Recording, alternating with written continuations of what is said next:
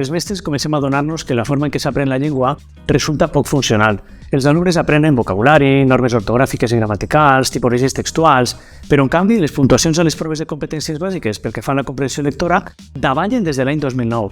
Els alumnes fan moltes faltes d'ortografia, no llegeixen, i si ho fan, llegeixen llibres de poca qualitat, tipus youtubers. El problema sovint que tenim a les escoles és que posem molt el focus a dintre del producte, per exemple, en un text escrit, més que en el procés d'escriptura, quan en realitat els alumnes haurien de dedicar més temps a la planificació del text que no pas a escriure'ls. A Docua treballem des de fa molts anys al món educatiu. De fet, estem a les aules i un dels avantatges d'estar a les aules és detectar les necessitats. Ja fa més de 5 anys que estem treballant amb tot aquest projecte perquè vam veure, sobretot, la part de comprensió lectora que estava molt per sota del que hauria de ser. Justament, ara fa no res, va sortir un estudi del PIRLS on parla de que estem 7 punts per sota del que és la mitjana europea. Justament, tot aquest projecte de Docua Edu va començar amb de lectura, per ficar aquest incís a la comprensió lectora, però ens vam adonar que no es podria treballar només la comprensió lectora, s'ha de treballar molt més. Hi ha centres o hi ha nens i nenes, que necessiten més del que seria vocabulari, de gramàtica, el fet de treballar en entorns com les situacions d'aprenentatge, on quan podem extrapolar cadascuna de les situacions a altres situacions de la vida, són quan realment s'ha treballat bé alguna cosa. Tot això era un batibull d'idees i que les vam ajuntar i per aquest motiu vam acabar construint tot aquest projecte. No ens vam centrar únicament en la comprensió lectora perquè vam trobar que llavors ens quedàvem coixos, necessitàvem més.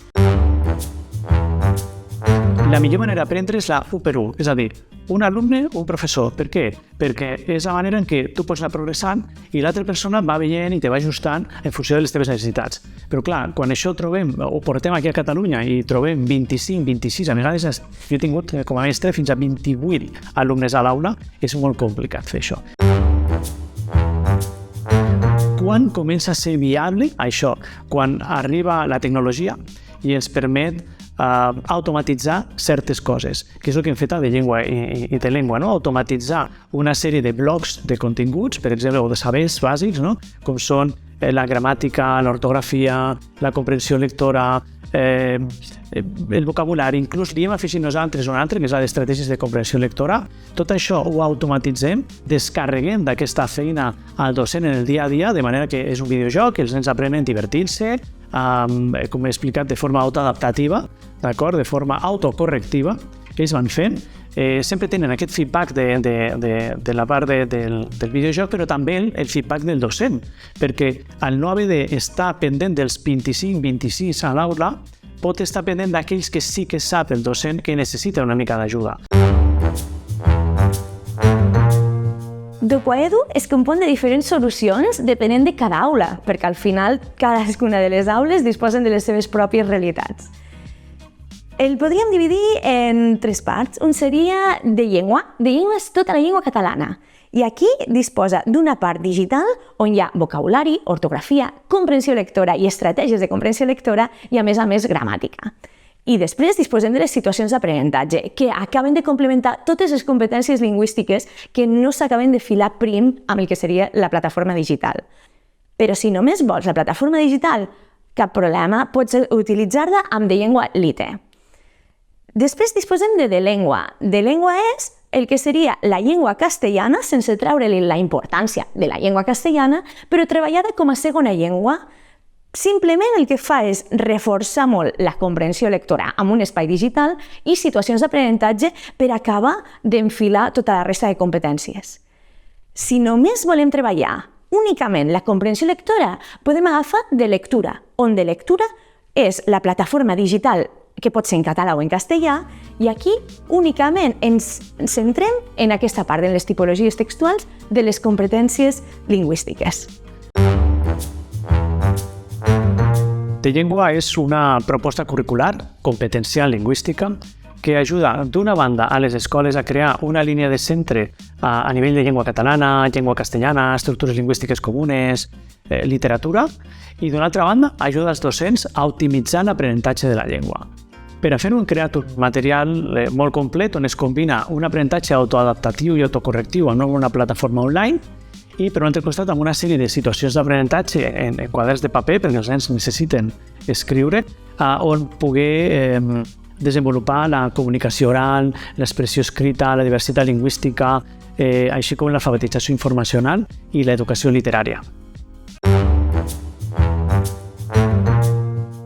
De lectura és l'origen, és a dir, és l'inici, és allò amb el que vam iniciar tot el projecte de llengua i de llengua. Per què? Perquè jo quan estava a l'aula tenia una necessitat, com tots, de valorar la comprensió lectora que tenien els alumnes i recordo un cas que va ser detonant, que a mi em va ajudar molt per decidir tot aquest projecte, que va ser el cas d'una nena de 5è que li vaig començar a passar proves ACL, que són les que passem tothom i ens ha anat superbé.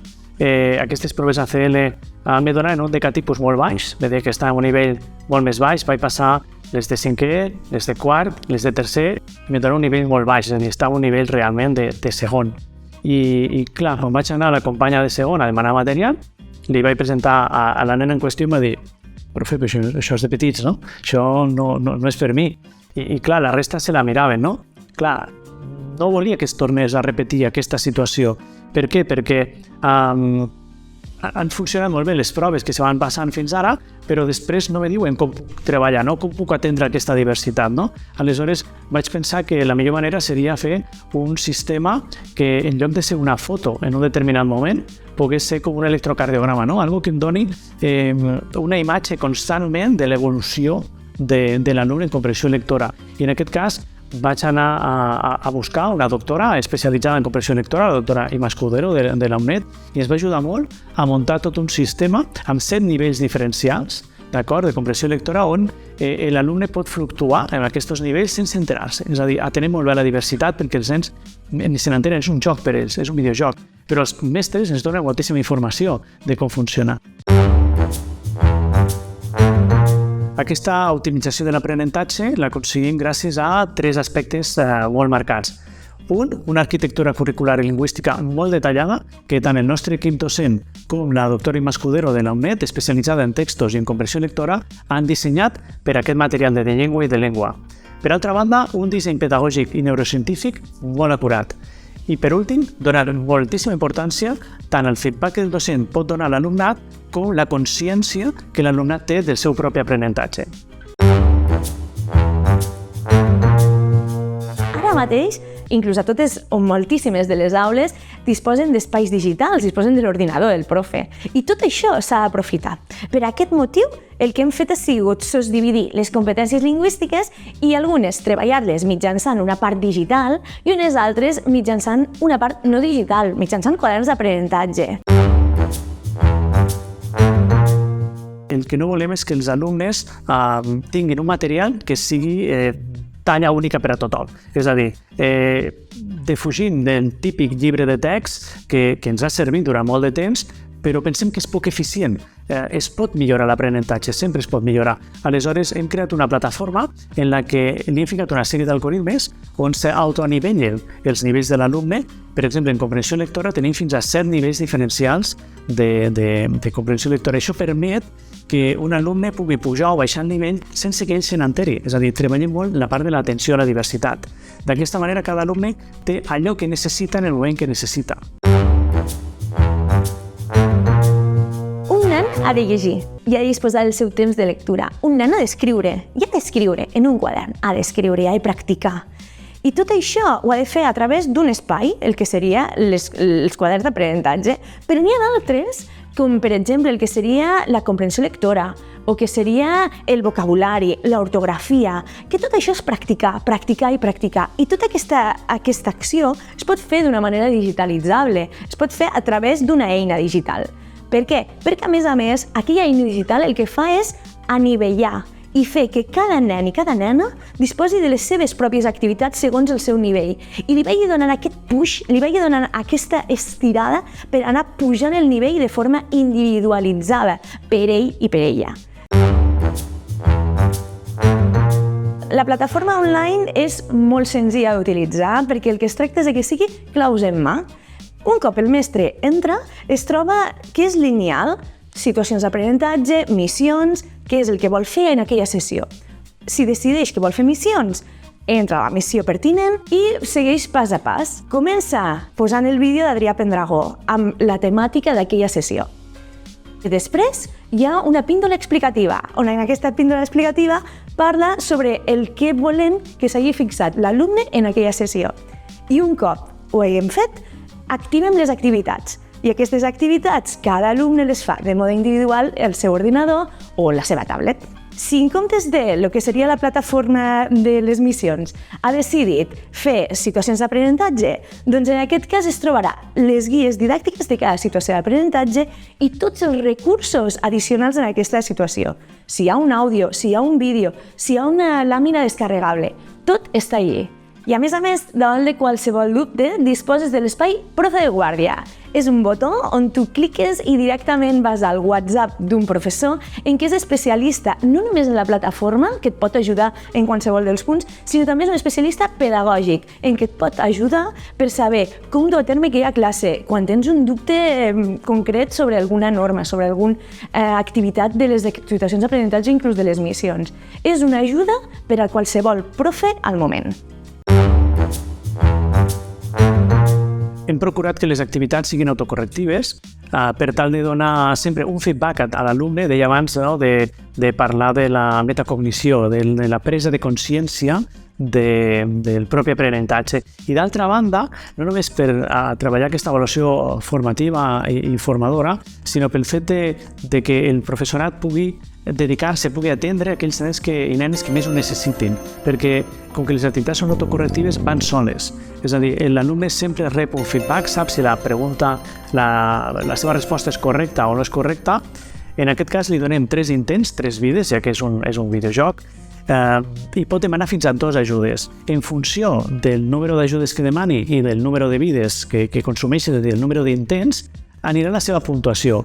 L'alumnat ho veurà de forma com videojoc, ho veurà amb estrelletes, no? Si té un 100% tindrà les 3 estrelletes i si no tindrà 2, tindrà 1, tindrà 0. No?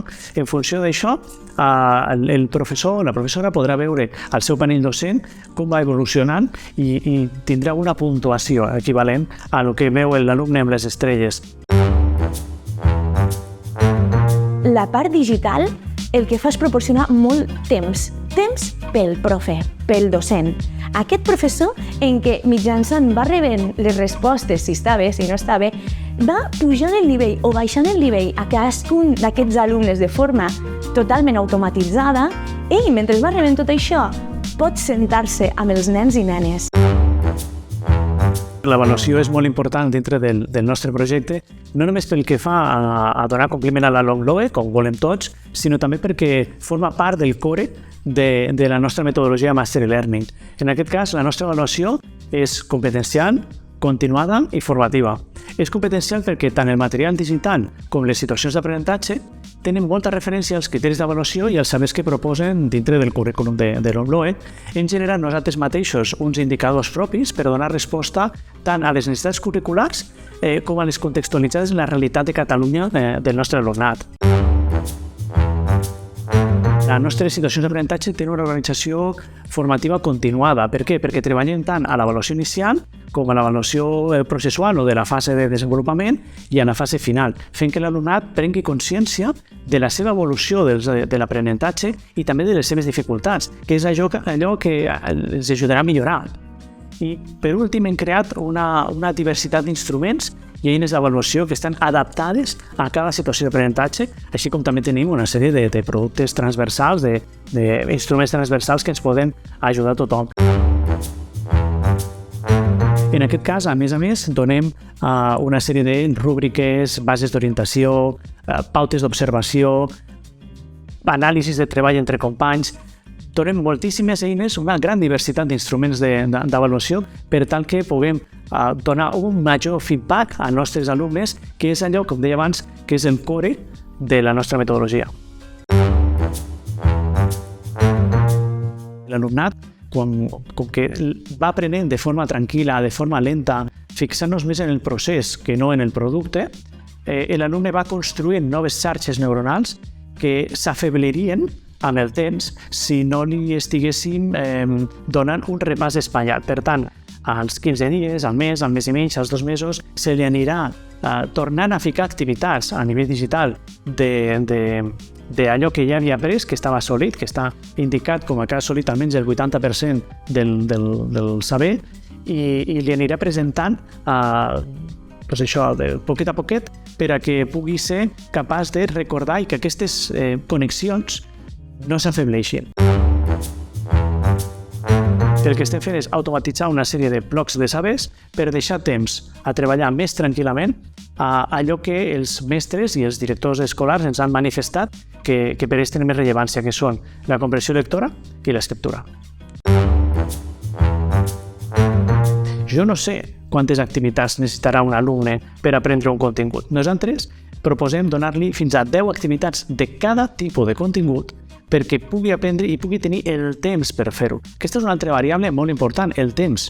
Perquè quan nosaltres treballem amb un llibre de text convencional, sigui el que sigui, el que estem avaluant, segons Benjamin Bloom, no és tant què està aprenent, que sí que també, sinó estem avaluant la seva velocitat d'aprenentatge. Perquè si tu tens 2 setmanes per fer una unitat didàctica i després fer l'avaluació, directament passem a la següent unitat didàctica. Per tant, els nens tenen 2 setmanes per aprendre. Hi haurà que aprendran i hi haurà uns altres que potser no, i per això tenim nens que són d'excel·lent, de notable i de suficient. Tant Benjamin Bloom com Thomas Gaski deien tots aquells que superin el 8, és a dir, que tinguin el 80% aprovat, podrien passar a fer material de suport, però els que no són aquells que el docent pot individualitzar. Nosaltres de llengua donem molt material, donem moltíssimes fitxes complementàries, moltíssimes proves competencials, donem molts tallers literaris, de comunicació oral, d'expressió escrita, tot perquè el docent pugui tenir tot el material possible per individualitzar aquest aprenentatge amb aquests nens que no han superat la prova més d'un 80%. Després tornem a passar una petita prova i si l'han superat, al final tots passem a la següent situació d'aprenentatge. D'aquesta manera treballem tant a nivell neurocientífic com a nivell metodològic. Adrià Pendragó va néixer de la necessitat de disposar una narrativa on hi hagués totes les tipologies textuals que es treballen a l'aula o que s'han de treballar a l'aula. En cada capítol, com comentava, hi ha una tipologia textual diferent i, a més, es repassa vocabulari. Amb aquest sentit, el que fem és aconseguir que l'aprenentatge sorgeixi a través d'un significat, a través d'Adrià Pendragó. Si continuem treballant de la mateixa manera i donant el mateix temps als alumnes, és a dir, donant talla única per a tothom, que és la metodologia que s'utilitza en el llibre de text, els resultats són els mateixos. I per tant, hem de canviar tot això. Per això parlem d'optimització de l'aprenentatge. El llibre de text funciona? Sí que funciona, clar que sí, però és com una bombeta. Una bombeta incandescent funciona, sí, dona llum, però perd molta quantitat d'energia en calor. Per treballar Adrià Pendragó a l'aula, a la classe amb les missions, vam agafar cadascun d'aquests capítols del llibre i els vam transformar en vídeos. Aquests vídeos estan distribuïts de manera que s'inicien amb una locució. Què havia passat? Es preguntava l'Adrià. On hi ha un locutor professional per tal de poder escoltar bé com es pronuncia, com es diu cada nom, el vocabulari, el ritme d'aquella lectura. Després, acte seguit, aquest locutor para de sentir-se i es veuen unes vinyetes com si fos un còmic. Un cop acabat tota la història, el locutor també finalitza amb el seu últim apunt. D'aquesta manera, entre tots podem treballar la comprensió lectora junts a l'aula. cal una formació específica. Per tant, si hem de substituir per alguna cosa amb algú, no hi ha cap dificultat. Nosaltres tenim una paraula que l'utilitzem moltíssim, que és la de frictionless, no? Intentar evitar totes les friccions possibles a l'hora de dur a terme aquest material. Per això testegem molt, preguntem molt, tant a docents com a directors, com vols que funcioni, com penses que sigui la millor manera, i sempre estar molt en contacte amb la persona que ho utilitzarà, tant pel que fa als docents com als nens i els alumnes, els nens i les nenes. Nosaltres us donarem una proposta de seqüenciació de setmanes basades en 21 missions digitals, amb aquestes activitats que comentava d'ortografia, gramàtica, vocabulari, comprensió lectora i estratègies de comprensió lectora, i per una altra banda les situacions d'aprenentatge que se donen en un format paper perquè els nens puguin escriure tranquil·lament, no? Doncs en aquest cas funciona de forma molt senzilla. Si jo estigués al setembre, com qualsevol altre mestre, doncs el que faria seria organitzar-me en funció de les necessitats del centre, en funció del nombre de dispositius que tingui el centre. Podem començar amb una missió digital i després fer 2 setmanes de situació en paper, o podem fer 2 setmanes de digitals i 2 en paper, i anem alternant perfectament, perquè igual tenim els dispositius, els hem d'alternar amb una altra classe, no? És un material que està pensat per ser col·locat al centre directament i començar a funcionar de forma fluida, perquè la part digital, com aquell que diu, va sola, i la part de situacions d'aprenentatge està molt pautada, molt organitzada, de manera que només cal seguir el procés.